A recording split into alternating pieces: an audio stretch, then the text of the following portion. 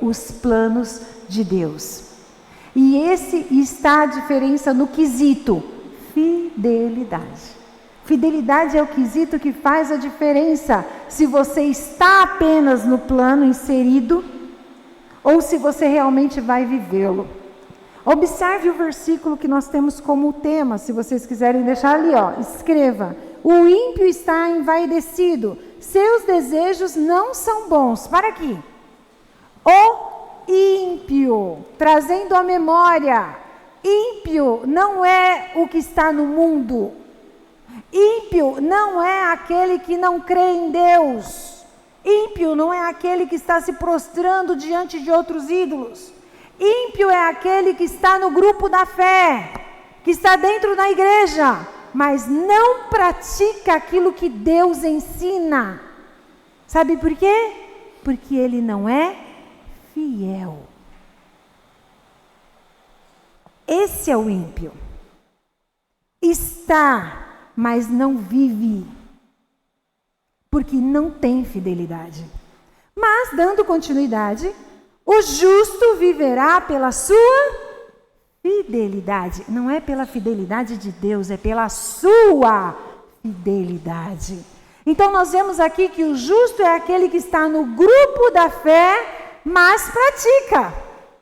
Ele não é só ouvinte, ele é praticante. Ele não é espectador das coisas de Deus, ele é participante do corpo. Ele é fiel. Olha a diferença, nós já vemos aqui. Talvez nós coloquemos agora uma interrogação no nosso coração. Em qual grupo eu estou? Em qual grupo? Aquele que está no mundo, você que usa a expressão equivocada de ímpio, o que está no mundo é gentil, não ímpio. Impiedade é para aquele que conhece e não pratica. Porque o Senhor disse que chegaria um dia que chegariam até Ele e diriam assim: Senhor, Senhor, mas eu não curei em Teu nome, eu não libertei, eu não ministrei.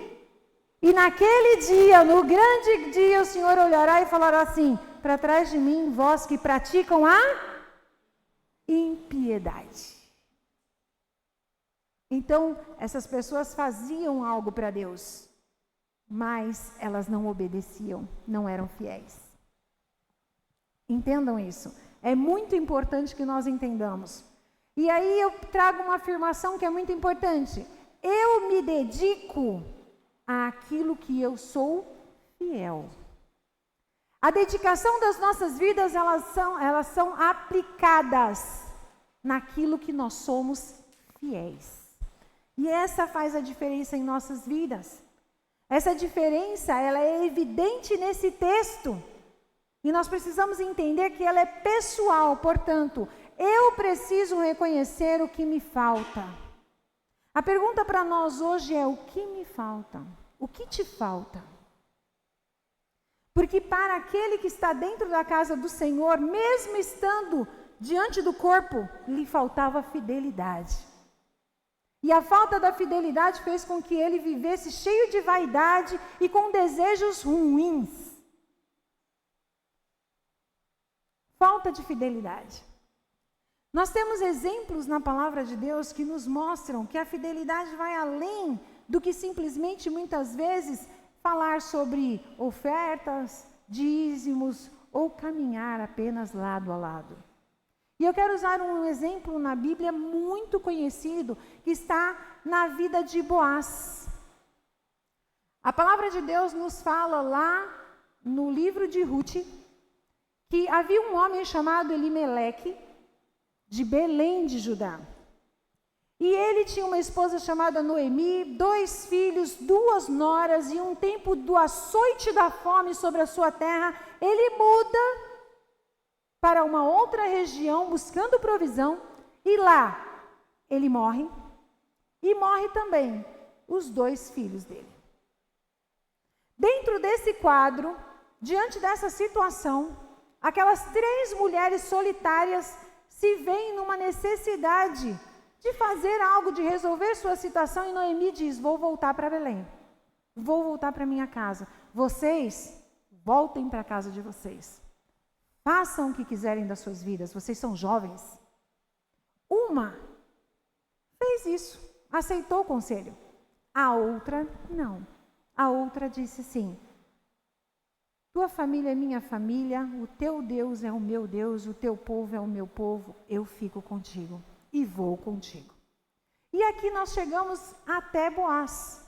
Porque dentro desse quadro, quando existe uma necessidade agora, uma viúva que não pode trabalhar, uma família que não tem um homem para que ela seja respeitada, para que tenha provisão, nós vemos uma estrangeira se doando, se dispondo a trabalhar para se alimentar e suprir a sua sogra. Então as brincadeiras com sogra aqui caem por terra. Caem por terra, porque há uma bênção em cuidar delas. Então é interessante que ela ali teve esse zelo, esse cuidado para com a sua sogra, e nós chegamos até Boaz. Porque dentro dessa disposição ela vai parar nas terras desse homem e começa a colher ali dos alimentos que são disponibilizados para ela. E é algo tão interessante que quando aquele homem chega e vê que tem uma mulher diferente, e aí eu quero que você preste atenção. Havia uma mulher diferente no meio daquelas que trabalhavam. E ela se distinguiu porque era estrangeira. E ele atua com benignidade para com ela, manda que eles supram, por quê? Porque ele era conhecedor da palavra.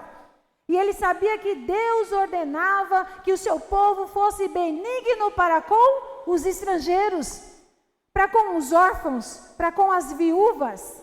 Além de estrangeira, aquela mulher era viúva. Quando ele toma conhecimento, ele pergunta quem é. Estrangeira ele já sabia, porque o estereótipo dela já dizia. Aquela mulher quem é? Ela é a nora de Noemi, assim, está trabalhando, pediu para estar aqui, nós deixamos. Aí ele começa a agir com benevolência para com ela. Por quê? Porque a palavra de Deus era através de mandamento que fosse feito dessa maneira. E ele trabalha tudo isso. Mas o interessante é que isso é fazer a sua parte, não é? Quando a palavra de Deus já nos diz o que é para que nós façamos, nós precisamos entender que isso é fazer a sua parte. Só que fidelidade é mais do que isso. Fidelidade é mais do que fazer a sua parte. Fidelidade é querer o compromisso para a sua vida. Fidelidade é assumir o compromisso do momento da necessidade e não se ausentar dele. Não abandonar o compromisso. Você pode ir comigo lá no livro de Ruth, no capítulo 3, lá no verso 12. Nós veremos que havia aqui uma situação.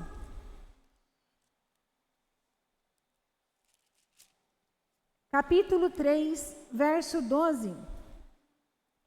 E a palavra nos diz que esse mesmo Boaz, um homem velho, já de idade avançada, ele tinha um parentesco com a família de Elimeleque. E conforme a lei, lembra que eu falei, fazer a sua parte é uma coisa? Conforme a lei, quando havia uma viúva e haviam bens deixados, aquele que era o parente mais próximo, ele tinha a responsabilidade de assumir a viúva, assumir os bens, produzir um filho, mas não para ele. Produzir um filho para que o nome da família do falecido não fosse apagada e houvesse herança para ele, ou seja, ele assumiria as terras, cuidaria das terras, colocaria trabalhadores, geraria um filho, esse filho levaria o nome do falecido e quando ele crescesse, aquele filho já tinha herança. A herança era as terras do falecido. Ele assumia o compromisso de cuidar, mas as terras não eram dele. Olha isso. E esse versículo diz, capítulo 3, verso 12, diz assim: mas embora eu seja de fato um dos resgatadores de sua família, há outro homem que é parente mais próximo do que eu. Quando nós nos deparamos com a chamada da fidelidade, é quando nós somos ali convocados para fazer mais do que aquilo que nós estamos dispostos normalmente a fazer, ou que a nossa mente concebeu e recebeu como possível. Aqui havia um obstáculo, havia outro resgatador que era mais próximo do que ele, um parente mais próximo. E por mais que ele pudesse ser visto como alguém benigno e que poderia assumir aquela responsabilidade, porque afinal de contas, se você não sabe, foram 3 meses que ele foi benigno para com elas. Desde a colheita da cevada, que se dá em abril, no período da Páscoa, até maio e junho, que é a colheita do trigo. E foi todo esse período que essa mulher compareceu todos os dias trabalhando e todos os dias ali sendo zelada, protegida e recebendo provisão. Então aquele homem, ele tinha mostrado ali a sua benevolência, mas havia um obstáculo.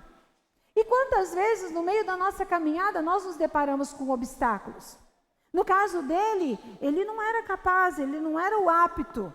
Havia outro mais velho, havia alguém mais experiente, havia alguém com maior direito. E quantas vezes quando nós estamos na caminhada com o Senhor e chega o tempo de nós começarmos a viver a fidelidade, nós nos deparamos com aquilo que nós vemos e achamos que não estamos prontos, achamos que é carga demais para nós, achamos que existe alguém que é mais capaz. Por que eu? Fulano, ele se dedica melhor. Fulano se destaca melhor. Por que eu? E aí a pergunta que o Senhor muitas vezes nos faz é: por que não você? Por que não você? Vocês lembram de Moisés?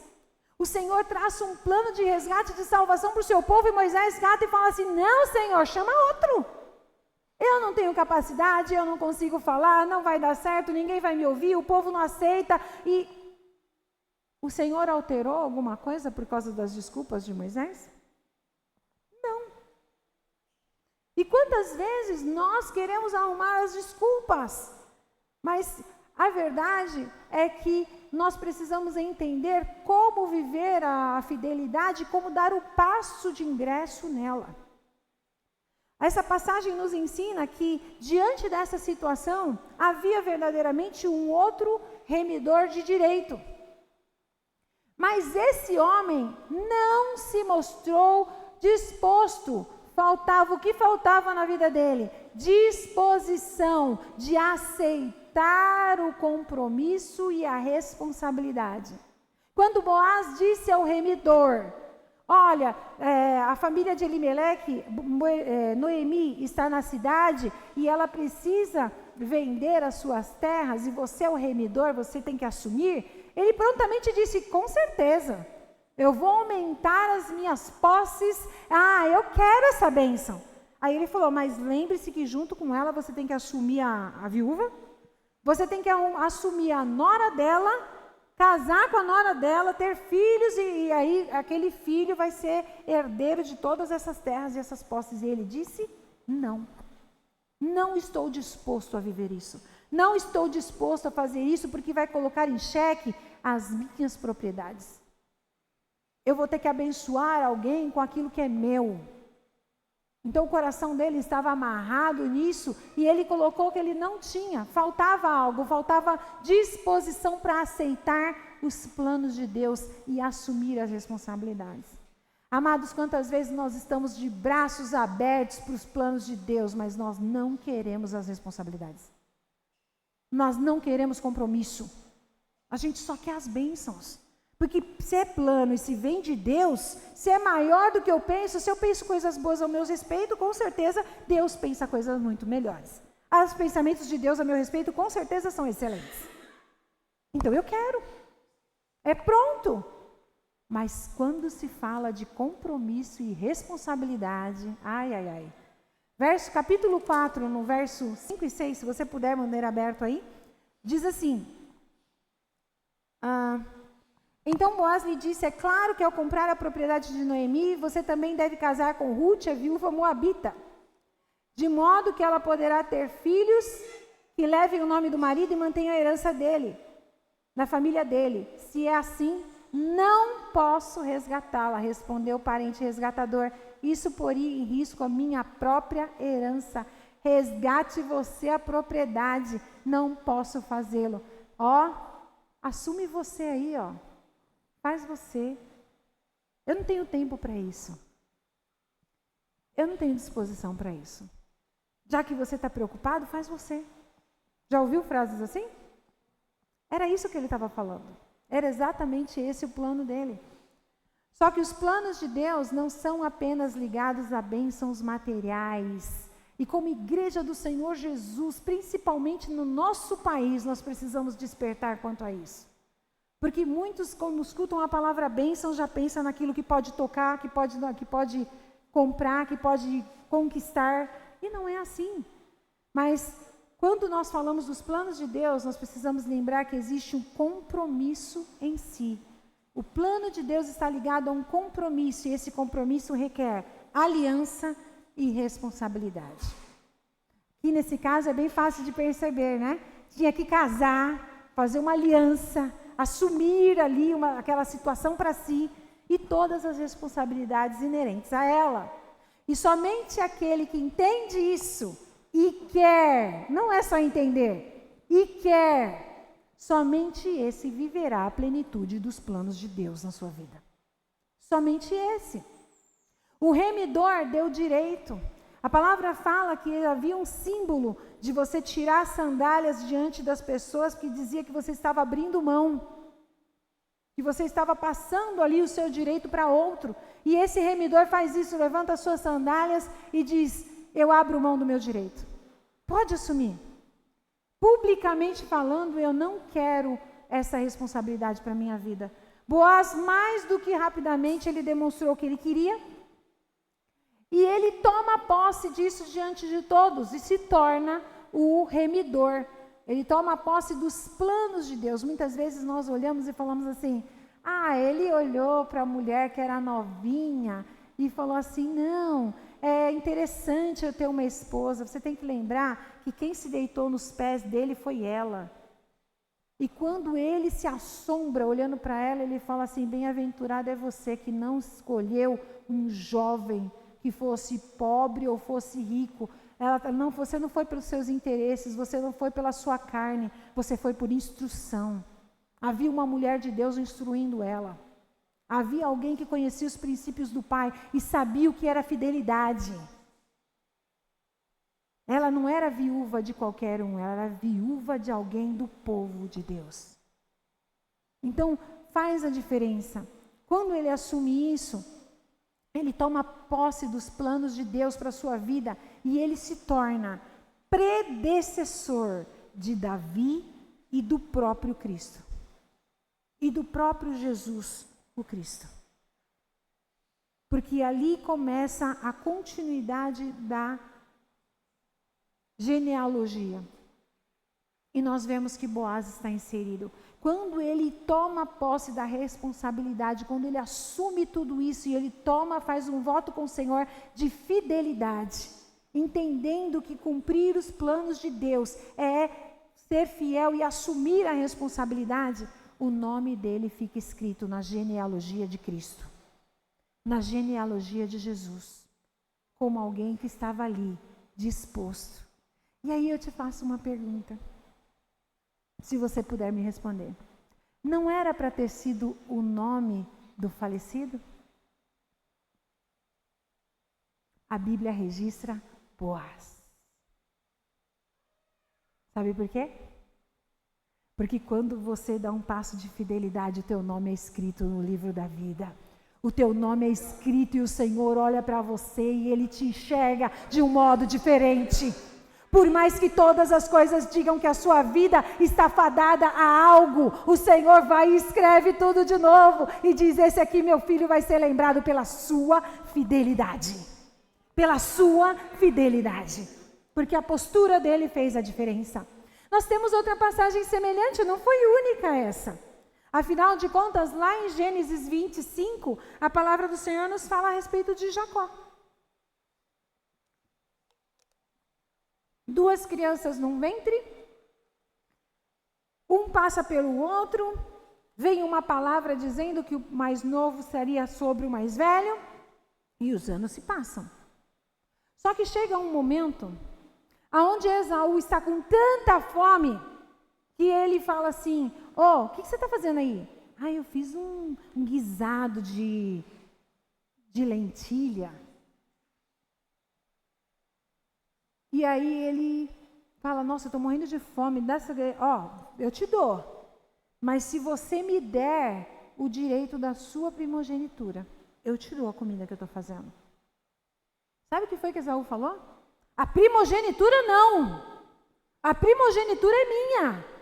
A primogenitura é o que marca a minha vida e a minha existência. Foi isso que ele falou? Quando a fome bate, o negócio é estreito. Tem uns que vendem até na hora de comer. A coisa é estreita, mas o que ele falou? De que me vale esse direito de primogenitura? De que me vale essa história de ser filho mais velho? Pode ficar para você. Eu estou com fome. Isso não mata a minha fome, não. Me dá de comer. Ele falou, então jura. Não é só falar, jura? Eu juro, é seu. Pronto, pode comer. Ele comprou. Porque antigamente o homem tinha palavra, né? Ele comprou ali a primogenitura. E foi exatamente isso que aconteceu. Então, quando nós olhamos, Jacó valorizou aquilo que estava na vida de Esaú. E Esaú faltava valorizar o plano de Deus. Porque o que fazia Esaú especial não era quem ele era, mas era o plano de Deus que havia sido estabelecido sobre a sua vida. Algo que Deus havia sido estabelecido para ele e que ele não deu valor. Ele não achava que isso era importante. Então, abre mão. Quantas coisas na nossa caminhada a gente abre mão e depois lá na frente você fala, poxa vida, o que foi que eu fiz? Não devia ter abrido mão dessa oportunidade? Não devia ter abrido mão daquela situação? Do meu lugar? Não é assim? Foi exatamente o que Esaú fez. Uma das portas que o engano usa para entrar nas nossas vidas é fazer com que eu e você não valorizemos o que Deus determinou para nós. Você valoriza qualquer coisa, qualquer conversinha você vai, mas a palavra de Deus não. As promessas de Deus não.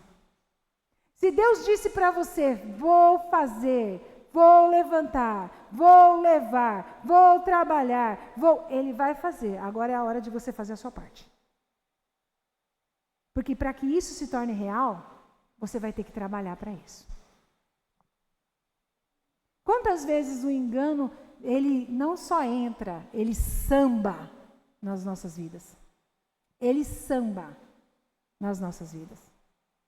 Porque ele mexe com tudo e no seu requebrado, ele faz com que a gente se distraia e desvie a nossa atenção do plano de Deus. Terrível, né? Terrível. Entender que não é apenas como se diz. Vocês já ouviram essa frase? Às vezes você fala assim, isso aqui, não quero isso não gostei disso, não é da cor que eu gosto, sei o que. A pessoa fala, você não quer, eu quero. Já ouviu alguma coisa assim? Se você não quer, eu quero. Tem gente, no brasileiro é pior, né? O brasileiro, Jesus amado, até injeção de graça, se for na testa ele aceita, é de graça. Pode dar. Senta lá, não tem problema. Se você não quer, eu quero. Porque aquilo que muitas vezes você desdenha, a outra pessoa dá valor. Aquilo que você não entende, a outra entende como especial. Mas não é sobre isso, e não só apenas como dizer isso. Porque o reino de Deus é conquistado à força. O que significa isso, gente? Primeiro, você tem que querer. Tem que ser maior que a tua vontade, porque a nossa vontade carnal é fazer o que a gente tem prazer. E quando você faz as coisas para Deus, nem sempre é assim. Nem sempre é o que você gosta do jeito que você quer. Então, primeiro, você tem que querer. Segundo, para você não abrir mão daquilo que você quis, você vai ter que lutar. E muito. E o primeiro obstáculo que você tem não são os outros, é você mesmo. Você vai ter que lutar com você para não abrir mão daquilo que Deus tem para você. Hoje está tão frio. Hoje está chovendo. Eu estou tão cansado hoje. Ninguém está. Eu trabalhei que nem... Ninguém trabalha, só você. Ninguém está cansado, só você. Eu tenho um compromisso lá, tenho uma visita, eu vou desmarcar.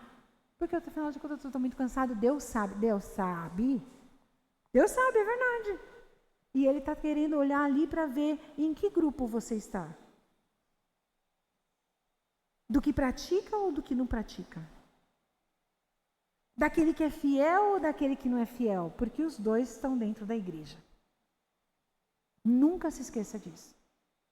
Os dois estão dentro da igreja. E aí, o Senhor vem ministrar as nossas vidas. Porque Jacó não abriu mão. Jacó não perdeu a oportunidade. Ele lutou por isso e ele fez tudo o que ele podia porque ele queria tomar posse da bênção. E aí a gente entra no seguinte quesito. O sobrenatural de Deus, ele se manifesta exatamente no reconhecer aquilo que me falta. Enquanto eu estou só no que eu posso, eu faço, eu sou, eu tenho, Deus me usa, Deus faz, Deus não sei o quê, o sobrenatural, ele estanca. Agora, quando eu reconheço aquilo que me falta, aí é a hora que tudo acontece. Por quê? Porque no momento do entendimento é que eu me desprendo. É nesse momento que eu me humilho e caminho e falo, Senhor, eu não consigo. Senhor, eu não tenho capacidade para isso. Senhor, eu não tenho forças para isso. Senhor, eu não sei o que fazer. Se o Senhor não for comigo, eu não vou. Não foi o que Moisés falou? Não dou um passo daqui se o Senhor não for comigo. Não saio, eu não dou um passo nesse deserto se o Senhor não estiver conosco.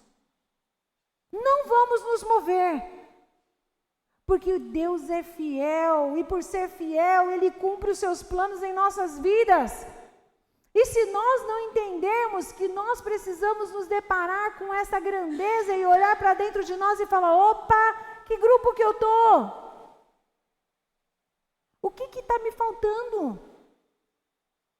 Falta disposição, falta coragem, está faltando o quê? Porque é nisso que o Senhor vai operar. Quando sou fraco, aí forte eu sou. Porque não é pela minha força, não é pela força do meu braço, mas é pelo do Senhor. Amém? Não é por força e nem por violência, é pelo Espírito de Deus. O Senhor é quem capacita, o Senhor é quem conduz e Ele opera de uma forma poderosa sobre as nossas vidas. Então nós precisamos nos desprender. Lembram da cura do cego? Então havia um cego de nascença, que o povo chegou até o Senhor e falou assim, Senhor, não leva mal não, mas fulano é cego de nascença. Quem pecou? Por que ele é cego de nascença? Quem pecou? Foram os pais que pecaram ou foi ele que pecou? Aí o Senhor Jesus olha para eles assim, né, com muito cuidado. E aí vem a pergunta, o que faltava para o cego, gente? A visão, não é? Faltava para o cego a visão. A resposta do Senhor Jesus para eles foi assim, não foi nenhum e nenhum outro. O que ele está vivendo, o que falta nele, é para que se manifeste a glória de Deus na vida dele. E aí vem o sobrenatural, é destravado na tua vida, quando você entende o que te falta. Quando essa compreensão vem sobre as nossas vidas. E aí naquele momento o Senhor vai, diz a palavra que Ele cospe numa parte de terra, faz lodo e coloca sobre os olhos do cego. E aí eu quero te dizer, o que te falta? Quando você entende, o Senhor provedor que te criou, vai dar uma porção dele agregada com a tua, para curar e restaurar e te preparar para viver o sobrenatural dele. Porque afinal de contas, do que o homem foi feito? Não foi do pó da terra? E o lodo foi feito do quê? do pó da terra com a saliva de Deus. Uma porção de Deus. Imagina assim, nós cantamos, Senhor, faz de novo o vaso, não é isso? Eu quero ser um vaso novo. Imagina um vaso com uma rachadura. E alguém pega aquele vaso e fala, não, eu gosto muito desse vaso, esse vaso é importante para mim, eu creio que ele ainda tem muito tempo de uso, e ele vai trabalhar para restaurar esse vaso. Foi o que o Senhor fez. E ali se completa a cura do cego, para que a glória de Deus fosse revelada, para que na vida dele todos vissem que Deus é poderoso e fiel. Fiel. Porque quando ele fala assim, é para a glória de Deus, ou seja, o que vocês virem a partir de hoje, enaltecerá o Criador, enaltecerá o Deus poderoso. Então precisamos entender que ao invés de ficar fragelando algumas coisas, nós precisamos parar e refletir naquilo que nós estamos vivendo e aquilo que está operando sobre nós.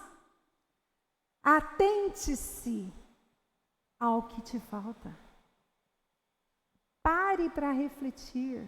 Em vez de você ser a boca que reclama, a boca que questiona, a boca que simplesmente fica só ali falando do que é isso, é aquilo, porque não é do jeito que você gosta, começa a dizer, Senhor, o que está me faltando? O que está me faltando é isso, Senhor, isso aqui me incomoda porque está fazendo o quê? Está faltando o quê na minha vida? Para que eu possa clamar que a Tua glória se manifeste, Senhor Deus, eu seja restaurado nessa área. Para que eu possa pedir que isso venha sobre mim. Sabe, é interessante ver na palavra que outros levaram o cego até Jesus, ou seja, todo mundo sabia o que faltava na vida daquele homem. E hoje em dia, se a gente puder, a gente mascara tudo o que a gente for necessário para que ninguém saiba aonde estão as nossas necessidades. Aonde estão as nossas faltas? Estamos na casa do Senhor, que a palavra diz que é casa de oração, casa de cura, casa de restauração, e mesmo dentro da casa do Senhor, nós vestimos máscaras e queremos sorrir perfeitamente. Sendo que aqui é o lugar que o Senhor preparou para que nós fôssemos curados. Você crê nisso? O Senhor tem cura para nós.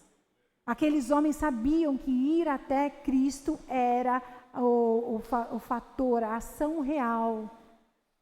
E o Senhor é aquele que pode fazer, Ele continua, Ele era, Ele é e Ele sempre será o nosso Deus eterno, provedor, aquele que manifesta a sua glória e Ele manifesta em nós. Deus quer manifestar a sua glória na sua vida, você crê? Olha para a pessoa que está do teu lado e fala para ela, Deus quer manifestar a sua glória na sua vida. Se atente ao que te falta. Se atente ao que te falta. Outro exemplo lindo e maravilhoso está em Marcos 10. A palavra de Deus fala que um homem jovem, todo pomposo, chega até o Senhor. Talvez ele estivesse ali com a sua comitiva, afinal de contas ele era rico. E aí ele chega até o Senhor e fala assim, consegui chegar naquele que está todo mundo falando, é o conhecido do momento. Senhor, bom mestre, o que eu preciso fazer para garantir a vida eterna? Aí o Senhor olha para ele e fala, eu acho tão interessante. Ele não pergunta, gente, ele afirma, você conhece? Quem melhor do que o Senhor Jesus para ler as nossas vidas? Para nos conhecer. É verdade. Você conhece todos os mandamentos. Você sabe, né? Não roubarás, não tentará contra Deus, não dará falso testemunho, adorará somente o Senhor teu Deus. Olha, você está ali. É verdade. Aí o rapaz continua. É verdade. Eu pratico isso desde a minha juventude. Desde pequenininho, ou seja, eu não sou, Senhor, aquele que não pratica. Eu pratico, tá? Eu faço. Mas lembra que fidelidade não é fazer aquilo que você sabe fazer, que é para fazer? Ou que você está disposto? É assumir um compromisso? É ir além? do que aquilo que você sabe que é para ser feito? Ele disse em alto e bom som: eu sei o que é para ser feito e faço. O Senhor Jesus sorri. Amo a versão que diz: ele o amou e disse: ainda te falta uma coisa. Vai, pega todos os seus bens, vende, se desfaz, dá para os pobres, depois você volta.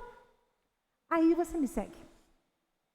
A palavra de Deus fala que aquele jovem se entristeceu de tal modo, porque assim, ele não estava disposto a fazer isso. Lembra do compromisso?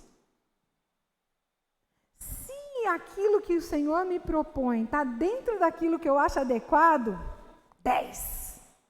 Mas se estiver fora disso, eu parto em retirada. Aqui não é o meu lugar. Eu vou fazer outra coisa do meu jeito, com certeza. Mas eu vou fazer outra coisa. Então nós precisamos parar. Era exatamente isso que estava acontecendo com aquele jovem rico. O que faltava na vida dele? Faltava a atitude de se desprender do material e do natural. Como assim? Do material não precisa nem falar, né? Que eram os bens. Mas como natural? Queridos, muitas vezes nós estamos caminhando dentro da religiosidade. Porque nós fazemos as coisas de Deus uma prática natural nas nossas vidas. Então, olha o que Jesus falou, você conhece. Ele falou, não só conheço, eu pratico. Aquilo era natural, mas não tinha disposição de romper com aquilo e fazer o que Deus queria que ele fizesse. E muitas vezes o que Deus quer é exatamente o que Jesus pediu. Sai do seu conforto, sai da sua área de tranquilidade. Abre mão da sua segurança, daquilo que te agrada, daquilo que te convém, do seu bel prazer. Abre mão. E o Senhor ainda fala assim, depois que você fizer, que você abrir mão de todas essas coisas que só estão pesando em cima de você, aí você volta. E volta para quê? Volta para viver o novo. Agora você vai caminhar algo totalmente diferente. Você vai experimentar o sobrenatural, porque vida eterna não tem nada a ver com natural.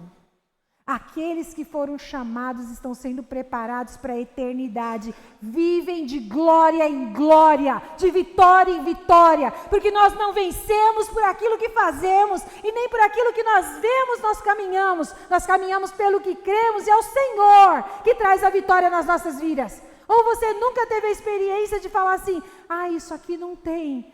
Senhor, agora eu dependo totalmente de Ti, e o Senhor vem e coloca a sua mão. Queridos, eu quero dizer uma coisa para vocês.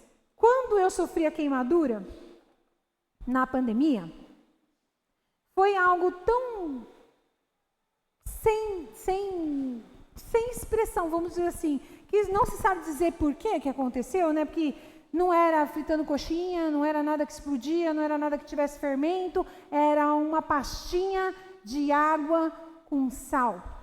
Água, sal e farinha de trigo. É isso, né? Água, sal e farinha de trigo.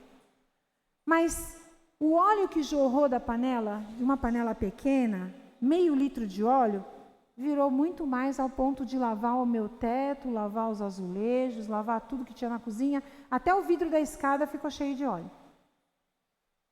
E me cobri de óleo. Só que o que acontece? Naquele momento, a única coisa que veio na minha mente, gente, era falar, misericórdia, Senhor. Misericórdia. Porque a dor era tão intensa, que eu não conseguia pensar em outra coisa. A única coisa que eu fiz foi chamar o meu marido, e eu lembro só disso. Gritar e chamar o meu marido.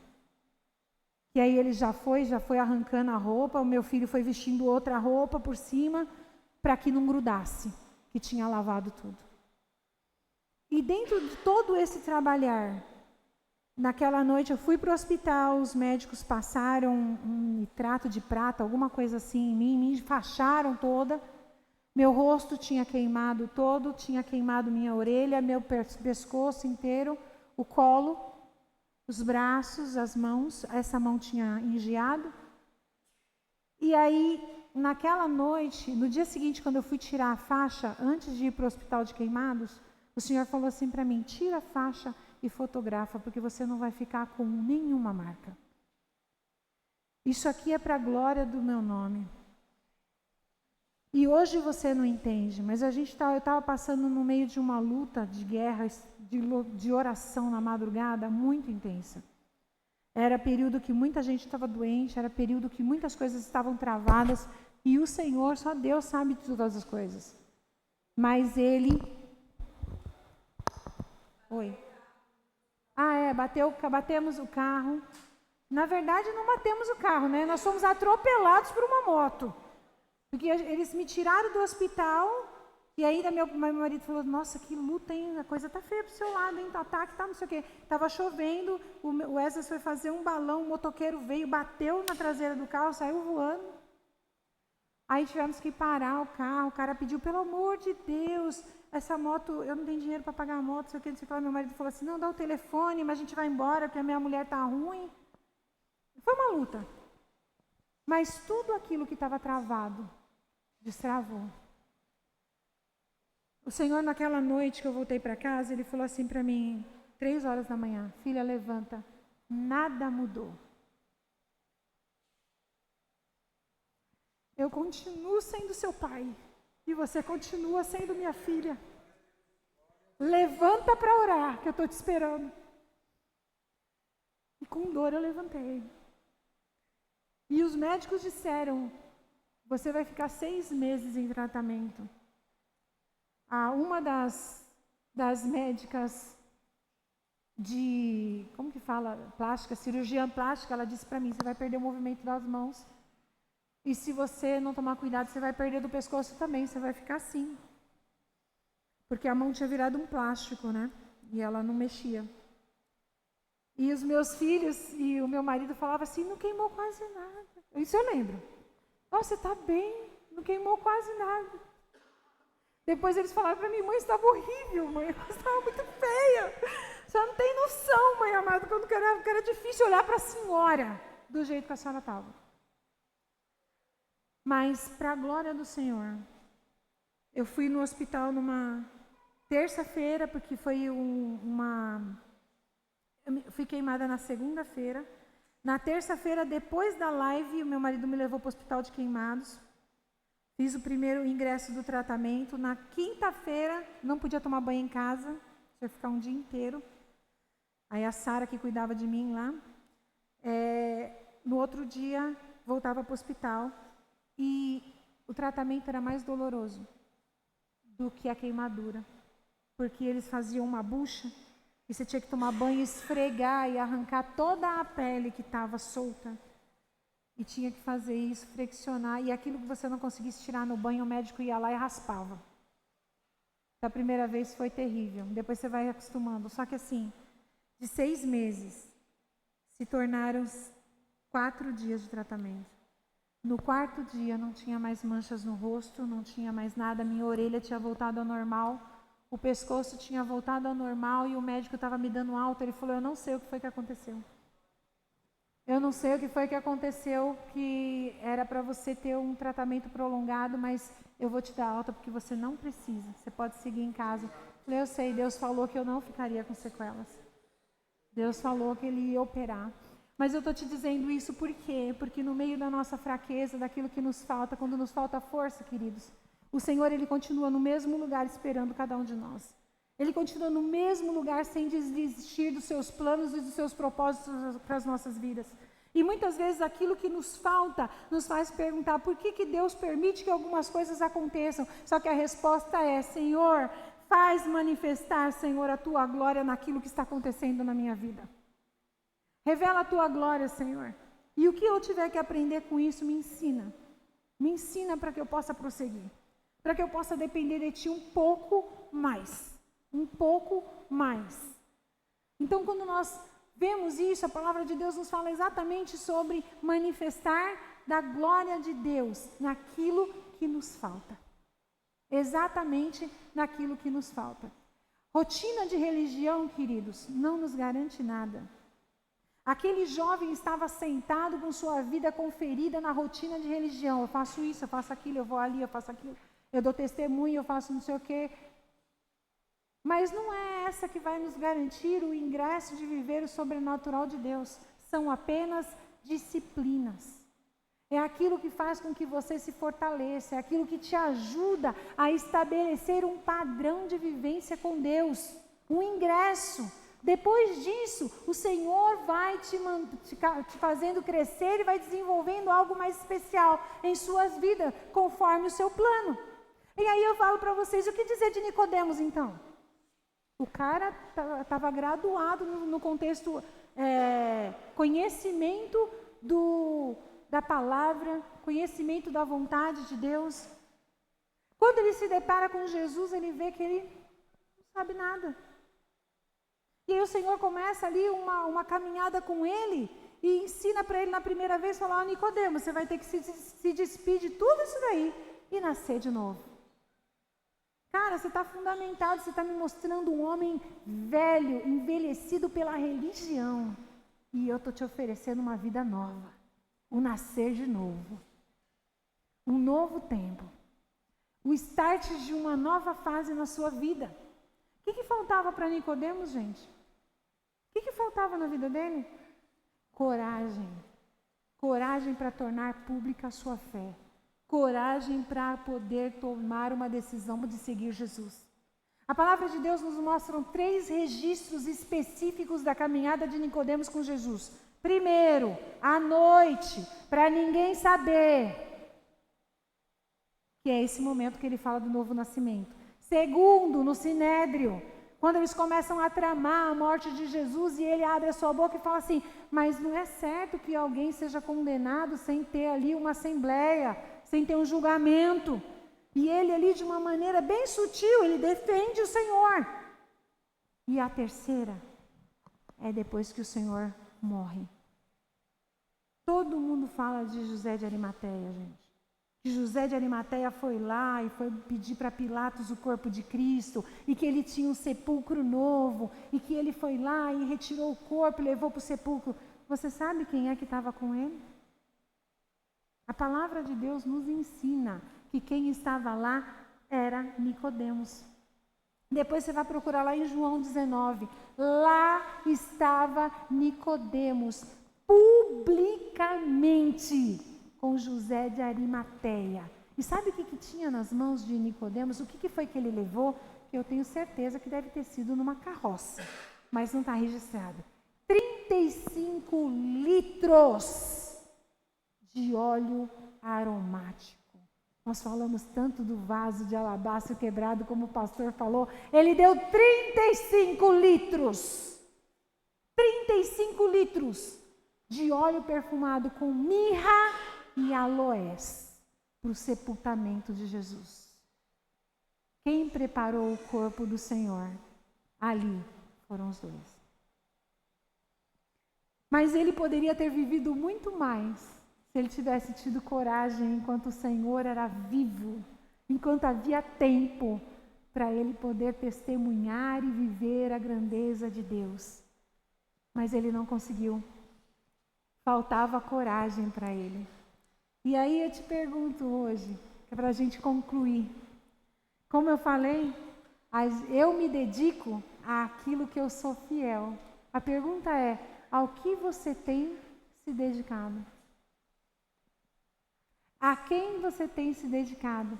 A Deus ou ao seu próprio querer?